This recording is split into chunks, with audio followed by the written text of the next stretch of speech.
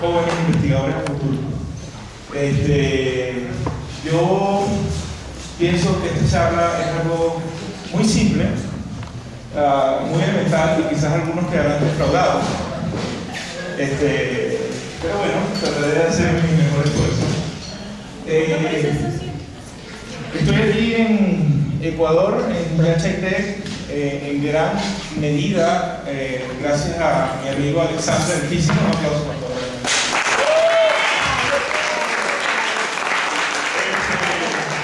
Quiero comentar que estoy realmente feliz, entusiasmado de estar aquí en este proyecto y bueno, y he aquí haciendo esta charla sobre educación matemática.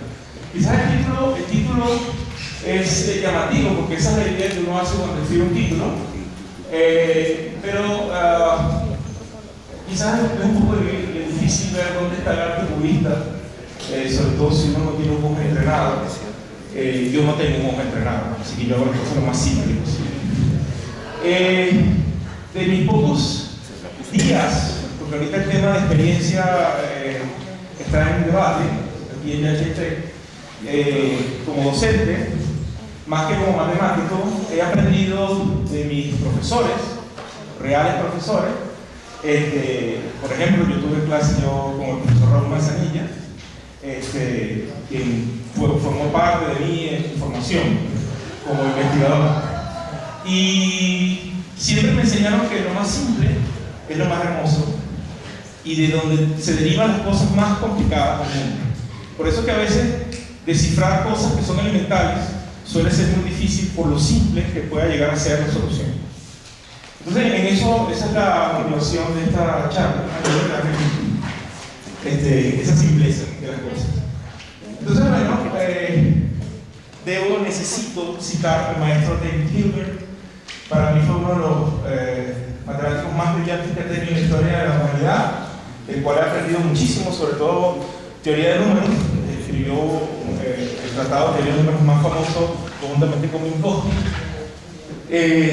y su forma de hacer matemáticas se parece mucho a la mía. Él era un tipo que no sabía escribir matemáticas, pero tenía una genialidad para resolver problemas, y esa genialidad me encanta, y yo tampoco sé escribir matemáticas, entonces trato de hacer seguir sus pasos de alguna manera, quizás de forma errónea.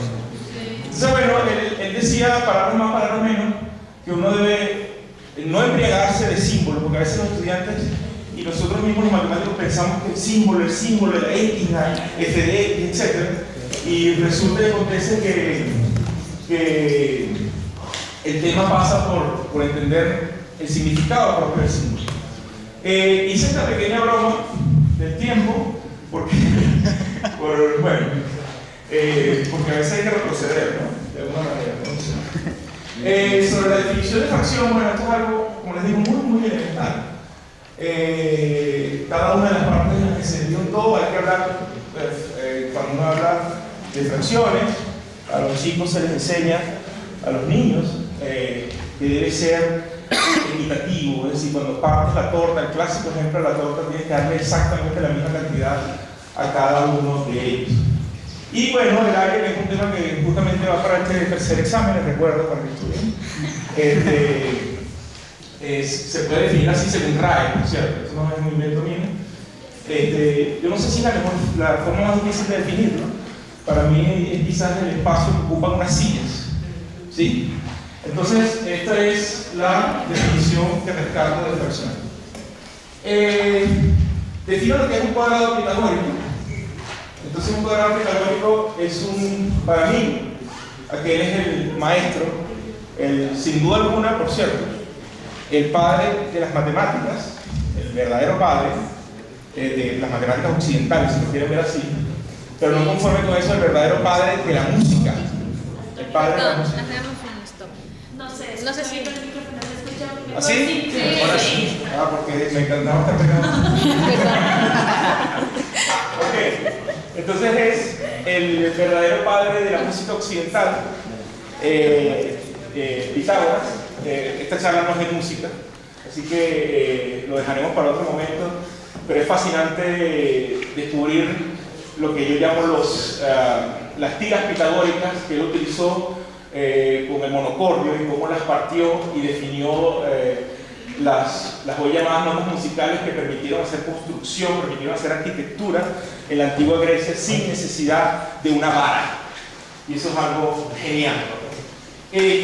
Bueno, un cuadrado pitagórico es una cosa muy simple, no hay nada nuevo, aquí no hay nada nuevo. Es un cuadrado construido a partir de cuadrados con área 1 por 1. Entonces, uno suma, y por eso yo digo que el área, si ustedes ubican cada una de esas son sillas, entonces el espacio que ocupan o el número de sillas que quedan ahí encerradas.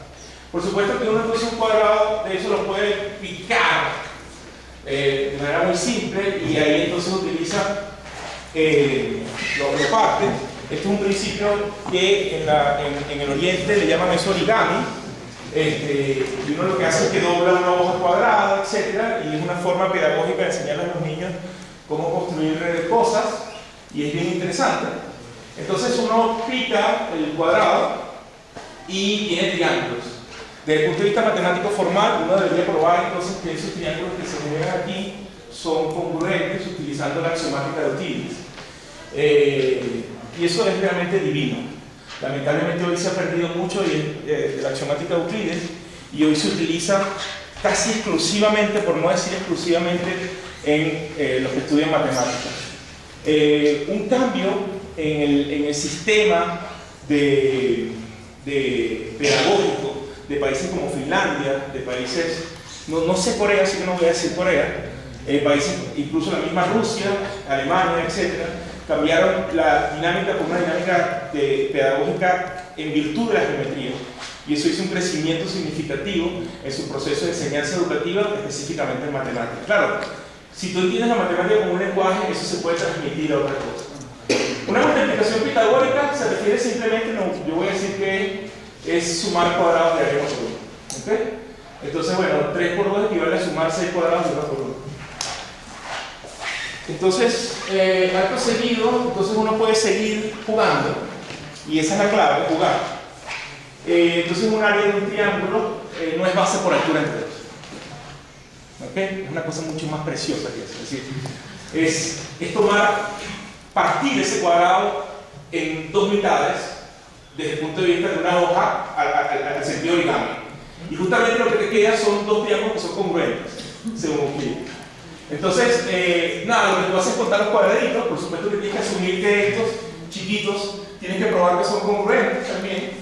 Y entonces te queda 3 cuadrados en notación. Por cierto, esa es una notación antigua griega de proporción que lamentablemente incluso en las escuelas de arquitectura se ha perdido por la notación 1 sobre 2, 1 partido por 2, y no 1 proporción 2. Nosotros en este trabajo lo que tratamos fue rescatar esas ideas antiguas y tratarlas de diseñar estrategias pedagógicas, no matemática pura. Entonces, bueno, nada, simplemente sacar una cuenta. Entonces uno puede ver este triángulo que está aquí. Este es un triángulo, porque quedan 1, 2, 3, 4 porque son congruentes, 4 y 1 proporción 2 cuadritos, ¿no? Ahí está claramente. Y este también uno puede hacer el mismo conteo, que quedan 2, 1 cuarto. ¿Okay? Entonces fracciones en general, si sigo esta idea, en general un objeto fracción, yo no hablo de fracciones sino de objetos fracciones, un tema de ego quizás, no lo sé, es una proporción n donde n y m viven en z, los enteros, y si n se escribe como el producto de K1 por K2 que representa el área de los cuadrados, que también está en z, de ese z más ahí, n proporción m es equivalente entonces a n por K2 proporción n. ¿Okay? Esta sería como una definición más o menos formal, muy en el sentido Hilbert, de Hilbert, ¿no? ¿Okay? Entonces, bueno, con eso, aquí es donde empieza a aparecer la magia. Y es que yo puedo entonces representar fracciones en términos, por ejemplo, de colores, y voy partiendo y partiendo, y a su vez voy partiendo, o picando, o doblando. El cuadrado de varias secciones, y esas secciones le puedo asociar color, y esa es la primera clave. Le puedo asociar color a unas cantidades siempre comparativas al cuadrado 1 por 1. Y eso es muy importante, porque aquí, y yo siempre le digo a mis estudiantes que la herramienta principal que tiene el ser humano más aún en matemático, es la comparación, es la primordial. Cualquier otra cosa es posterior. La comparación es la principal herramienta de, siento yo, que de cualquier ser humano, porque uno todos los días está comparando cosas de alguna manera, para bien o para mal. Entonces, bueno, fíjense que yo puedo entonces representar en rojo como una proporción 8 veces cuadrito 1 por 1, una proporción 2 veces cuadrito 1 por 1, etc. Entonces, bueno, puedo sumar esas áreas, ¿sí? Que están representadas en distintos colores. Aquí hay un tema que es muy importante, que se estudia muchísimo a tempranas edades, cuando uno habla de estructura pedagógica en los chiquitos, como digo yo, ¿no? Hay que ser muy cuidadoso porque aquí empieza el tema del atributo. Es decir, hay un tema de atributo asociado que es el atributo color. Entonces, ¿cómo estoy sumando si tengo diferentes colores? Entonces uno puede, por ejemplo, poner en una bolsa, siempre yo pongo ese ejemplo, uno pone diversas frutas y cuenta el número de frutas, tiene el cardinal de ese conjunto en términos de frutas. Pero dentro de esas frutas, por ejemplo, hay subconjuntos de manzanas, etcétera, lo cual ya ustedes han visto. Y entonces uno en función de la comparación, suma objetos de igual clase. A esto realmente en matemáticas es un tema bien delicado, de teoría de representación, y se le llaman sumas formales. Es decir, aquí es donde uno empieza a conectar de alguna manera, parece muy simple, pero empieza a conectar de manera muy simple, justamente, matemática que puede ser muy sofisticada en términos de cosas elementales. Pero no me voy a dejar terminar el final, ¿sí? Entonces, bueno, aquí tienen otro ejemplo, entonces de un cuadrado 3×3 partido por la mitad o doblado. Entonces se genera, fíjense que el área es 9, ¿ok? Entonces 9 proporción 1, 2, te da 4,5 cuadrados en relación 1 por 1, ¿no? ¿Ok? Y esa es la representación de la parte azul. Si ahora tienes un cuadrado 16, entonces tienes esto que está acá, 16, que es el que representa el área, se puede decir acá 1 por K2, un medio, entonces te quedan 8 cuadrados 1 por 1. Ahora, una pregunta interesante que no se puede hacer es, primero, ¿esta es la única forma de hacerlo? La respuesta es no. Segundo, ¿cómo comparo si tengo un cuadrado que tiene aquí 3×3 y un cuadrado 4×4? Y tercero, siempre estoy partiendo 2, 4, 6, 8, etcétera, de forma par. Entonces, lo primero es que para poder poner el equivalente, uno lo que hace es que hace algo musical, literalmente musical, y ya la voy a ver por qué. Uno ve esta representación, ¿ok? Lo que hace es que divide tantas veces como aquel me dice, y divide tantas veces como este me dice. Es decir, cada cuadradito de esto, disculpen aquí esta zona, cada cuadradito de esto lo divido en 3, y cada cuadradito de esto lo divido en 4. Y así tengo un punto de coincidencia.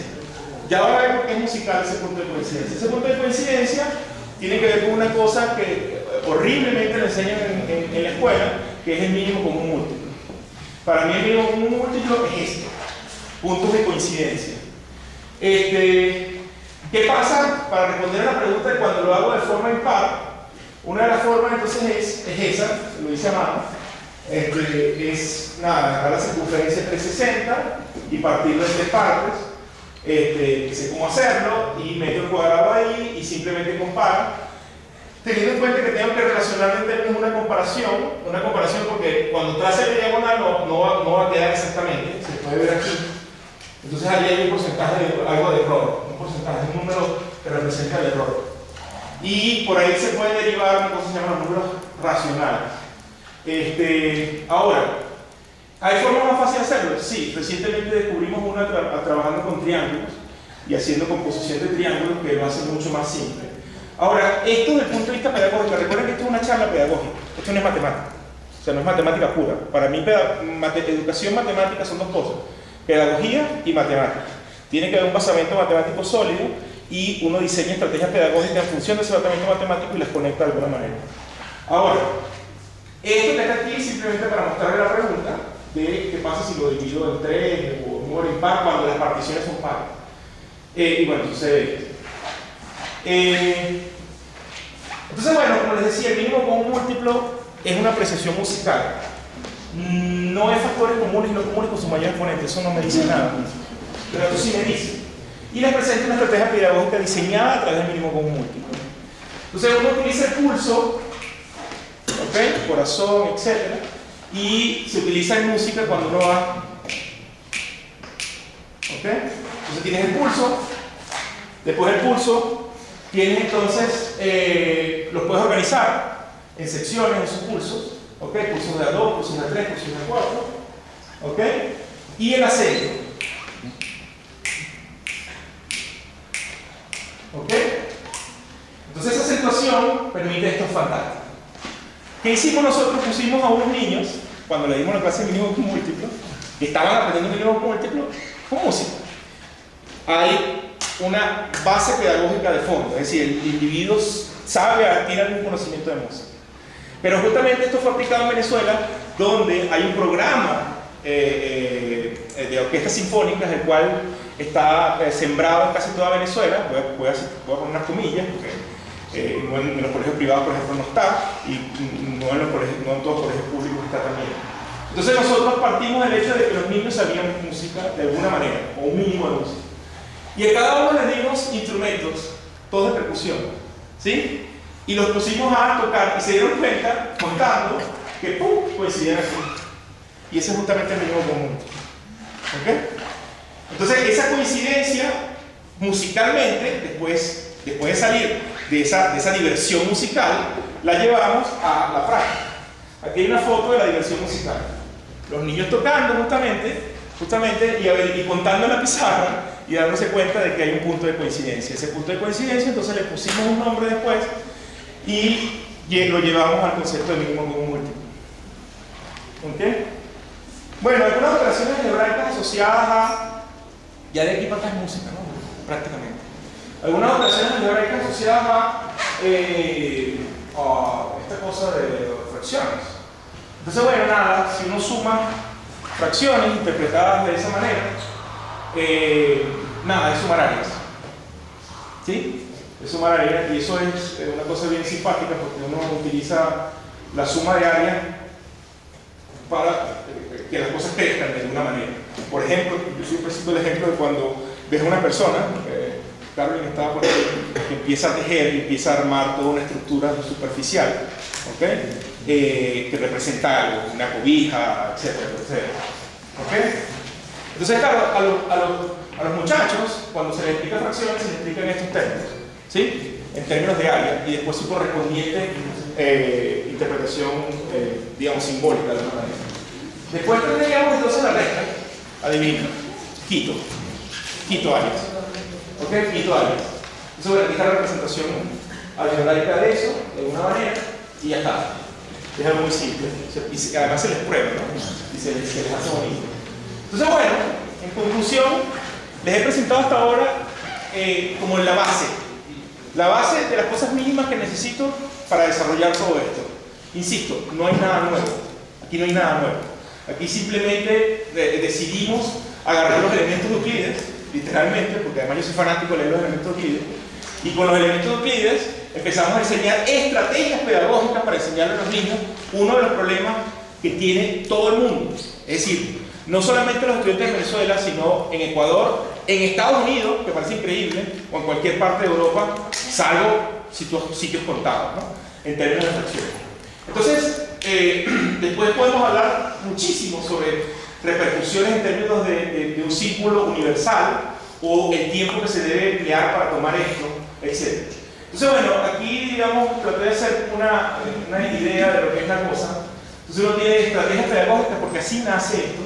¿Ok? Esas estrategias pedagógicas, uno tiene un desarrollo matemático asociado, que es todo el basamento que uno necesita para poder hacer lecturas desde el punto de vista pedagógico, que no todas sirven, por cierto.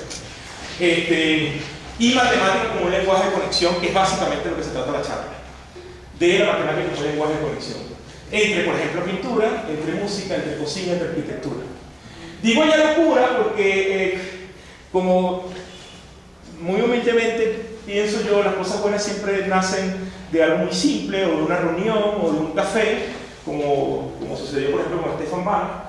Y bueno, esto nació justamente de una conversación en una mesa sobre cómo jugar con los chocolates, porque el tema de las fracciones siempre está asociado a una torta o a un chocolate. Y resulta que yo, como no tenía ningún tipo de experiencia como estrategia pedagógica, desde el punto de vista de pedagogía, yo les decía a las maestras, es que no entiendo qué estás haciendo. Porque para hacer el chocolate, cuando tienes la fracción, cuando el denominador es menor que el numerador, perdón, el numerador es menor que el denominador, es decir, el de arriba es más pequeño que el de abajo, entonces ellas lo que hacen es que buscan otro chocolate y completan y cuentan. Y yo no entendía eso, de verdad que no entendía. Y entonces, bueno, con el tema del chocolate, yo no entendía, y a mí se me ocurrió esto basado en los elementos. Fue muy simpático. Después, cuando las muchachas llevan este trabajo a otras instancias, incluso presentaron este trabajo en varias universidades en Venezuela, ahorita este trabajo se va a presentar en la Educación Latinoamericana Matemática en Colombia. Es muy simpático ver a los matemáticos puros, a los puristas, con los chocolates se quedan así. O sea, cuando tú a un matemático le hablas de numerador y denominador se vuelve loco. O sea, de impropia, yo todavía no sé lo que es, porque para mí eso es un nombre. Entonces caemos siempre en la lámina de Clipper, ¿no? Entonces, bueno, para echarles un poquito el cuento, desde el punto de vista pedagógico es bien bonito, eso lo voy a colocar acá. Entonces, bueno, la estrategia que se le ocurrió a la maestra, fantástica, es relacionarlo con pintura. Relacionarlo con pintura es relacionarlo de alguna manera con arte, ¿no? Es decir, pintar cosas, ponerle color. Primer atributo, un color, ¿ok? Entonces, bueno, aquí tiene, por ejemplo, representaciones, yo puedo dividir esto en colores, etcétera, ¿no? Y puedo dividir, como les decía, entonces divido triángulos, y cada de eso tiene una representación en términos de fracciones, comparativas, insisto, 1 por 1 cuadrados, y les voy poniendo color a todas esas estructuras, ¿ok? Y los niños hacen esto, y así aprenden fracciones, ¿ok? Esto es real, eso fue aplicado. Los niños hacen eso, pintan, ¿ok? Van pintando, van jugando, y tú le vas poniendo ejercicios en los cuales le vas generando preguntas, dudas, sobre todo dudas en todo momento. Le vas generando preguntas y empieza el debate entre los muchachos. Empieza el debate. Todavía en este momento, por cierto, el nombre de fracción no está estampado. ¿Ok? Entonces, bueno, siguen dibujando, pintando, coloreando, porque el problema técnico era, eso hay un artículo que yo después cito, el problema de esto era el problema de un pintor que quería hacer una obra de arte. Ese era el problema que se les planteó. Entonces, bueno, ellos empezaron a pintar vitrales, entre comillas. De hecho, la idea era que parte de esto era hacer vitrales a posteriores, con vidrio real. Y bueno, fíjense lo que hacían los muchachos, ¿no? Jugando con color. La maestra le daba una cierta cantidad de color, por ejemplo, a ciertos grupos, y tenían que ver si podían o no, si alcanzaba o no, cuánto podían pintar, etc. ¿No? Empezaron a vivir la experiencia matemática, no estar pasivos, sentados. ¿Ok? Y eso fue muy importante. Entonces, bueno, como la charla se debe llamar arte cubista, no sé qué cubista, aparece el maestro Pierre Montreal, ¿no? Y ahí está. Eso es justamente lo que fue la inspiración que tuvo la maestra para diseñar su estrategia pedagógica, a Pierre Montreal. Entonces, nada, ella lo que quería hacer era que los muchachos recrearan algo así, en términos de cantidad de pintura. Y se les daba limitaciones, ciertas limitaciones en términos de pintura. Como les digo, el que quiera saber un poquito más de eso, hay un artículo publicado sobre ese tema. Entonces, bueno, nada, aquí una muestra de cómo se puede ir picando y haciendo las relaciones en términos de cuadraditos. Y bueno, nada, fracciones. Entonces, eso es la parte pedagógica. Como les digo, eso fue aplicado en un aula con esa estrategia pedagógica en términos de la necesidad, según la cantidad de pintura que tenían, para pintar un vitral. Y eso se aplicó y tuvo unos resultados muy, muy favorables. De verdad que tuvo unos resultados muy favorables. Claro, no hacemos nada, señores, y debo ser cuidadoso con mi comentario, si nosotros nos dedicamos solamente arriba. Es decir, ustedes ya ustedes están aquí, ¿sí? Ya llegaron y estamos ayudándolos a que su conocimiento crezca y a que mejoren sus dudas y etc.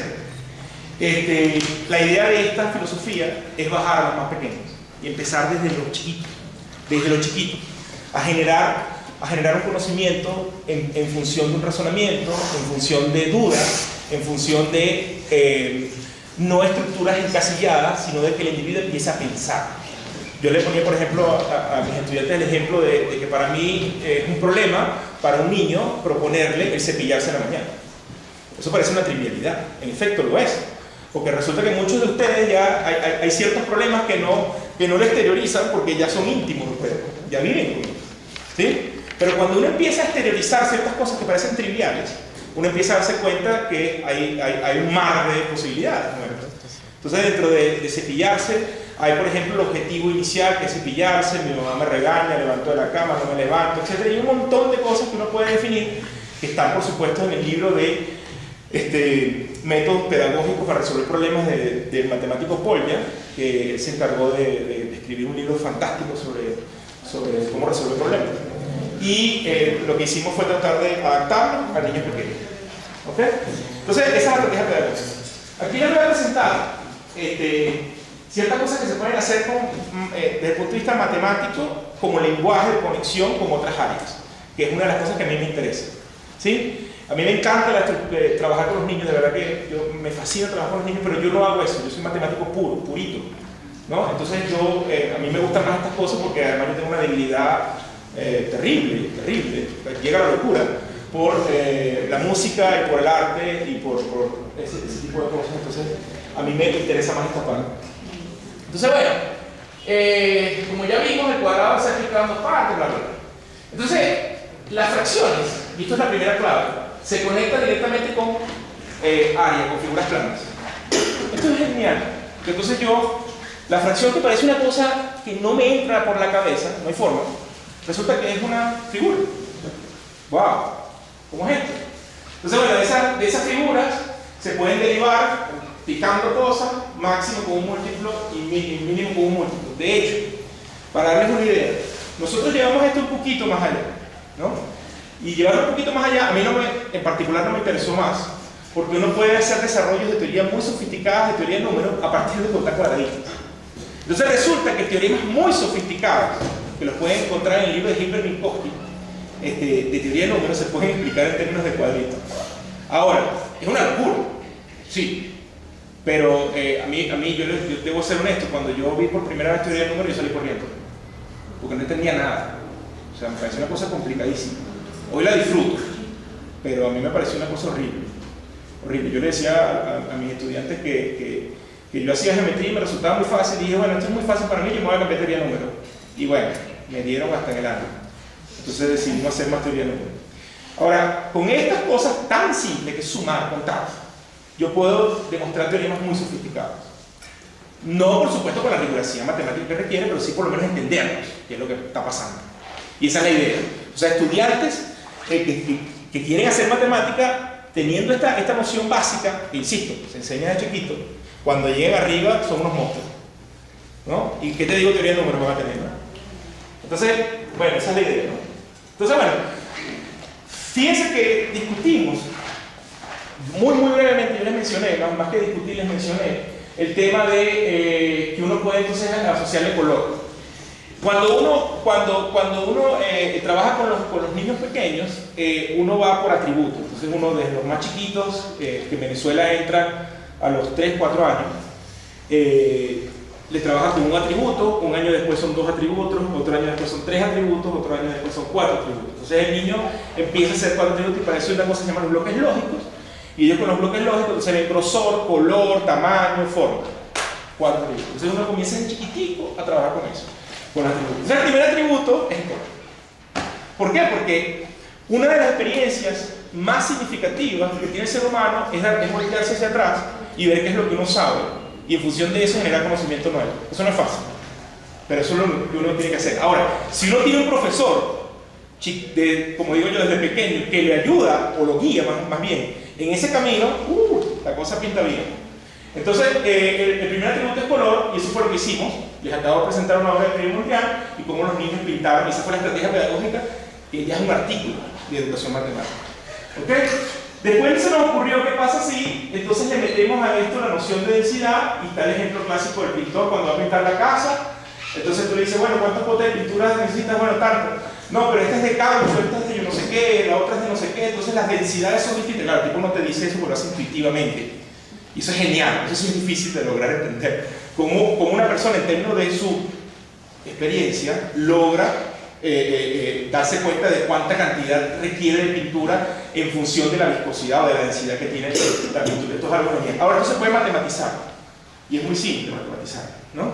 Basta tener las densidades de cada uno y basta tener la aproximación de área, entonces uno calcula, y eso es lo que hacía Arquímedes. Esto no es algo nuevo. Ahora, esto no lo hemos aplicado. Esto no se ha aplicado. Eso es una idea. Esta es una idea de cómo poder hacer esto en términos de densidad. Es decir, al color ahora le agregamos densidad. Y tenemos dos atributos sobre las mismas fracciones. Entonces las fracciones van a representar entonces una región en color y una región de densidad. Ahora, si esto lo orientas en términos de una obra de arte más allá del pintor, entonces tienes una cosa fantástica, que son texturas, por ejemplo, asociadas, ¿sí? Y tienes diferentes matices de